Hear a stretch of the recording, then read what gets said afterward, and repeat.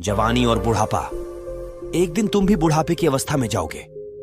हे राजकुमार, यह संसार का नियम है। चाहे गरीब हो या अमीर, सबका शरीर शिथिल अर्थात बूढ़ा होता है। राजकुमार सोच में पड़ गया। सारथी ने रथ को आगे बढ़ाया तो कुछ दूरी पर एक बीमार व्यक्ति मिला जो रोगों से घिरा हुआ था। उस पीड़ित व्यक्ति को देखकर राजकुमार का मन बहुत ही दुखी हुआ। राजकुमार ने पूछा, इसको क्या हुआ है? सारथी ने कहा, यह व्यक्ति बीमार है, इसलिए यह कराह रहा है। इस संसार में दुख और सुख दोनों हैं। यह अपने अपने भाग्य की बात है कि कोई दुखी है और कोई सुखी है। क्या मैं भी कभी बीमार हो सकता हूं? सारथी ने कहा, आप ये विचार अभी छोड़ दें। समय बड़ा बलवान होता है। ये सारी बातें कर्मों पर निर्भर करती हैं। चाहे राजा हो या रंक, सुख दुख सब पर आते हैं। अगर शरीर में कोई रोग आना है तो वह आएगा। यह सब सुनकर राजकुमार सोच में पड़ गया। सारथी ने रथ को कुछ आगे बढ़ाया तो सामने से 4 कंधों के ऊपर एक अर्थी को जाते हुए देखा। राजकुमार ने ऐसा पहली बार देखा था। उसने सारथी से पूछा, यह क्या है?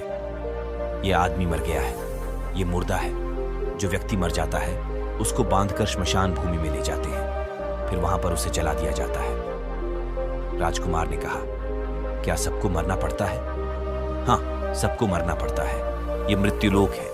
जो जन्म लेता है उसे कभी न कभी अवश्य ही मरना पड़ता है। तो इसका मतलब यह हुआ कि ठीक इसी तरह से एक दिन मुझे भी मरना होगा।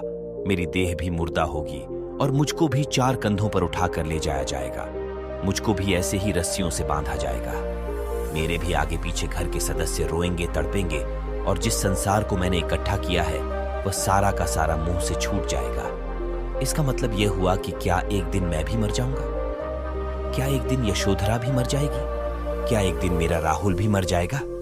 सारथी ने कहा, हां राजकुमार, एक दिन मैं भी मरूंगा, आप भी मरेंगे, यशोधरा भी मरेंगी और राहुल भी मरेगा, क्योंकि यह सब मरने के लिए ही पैदा होते हैं। उस रात सिद्धार्थ सो न सके। सोचने लगे कि क्या संसार में इतना दुख है, रोग है, बुढ़ापा है और ऐसे में मैं खा पी कर कैसे जी सकता हूं? नहीं नहीं, ऐसा मुझसे नहीं हो सकता। मुझे खोजना होगा उस तत्व को जो दुख, पीड़ा और शोक से रहित हो, जो भय, भ्रम और भूल से परे हो, जो अनंत आनंद से भरा हो, जिसे पाकर फिर और कुछ पाने की इच्छा न हो। सिद्धार्थ वैराग्य के शिखर तक पहुंच चुके थे। बस उसी रात को उन्होंने घर छोड़ दिया। सारथी से कहा कि नगर की सीमा से दूर ले चलो। नगर के बाहर पहुंचकर सारथी को लौटा दिया। फिर कई दिनों तक वन में चलते गए। एक घने पीपल के वृक्ष के नीचे आसन लगाकर ध्यान में लीन हो गए।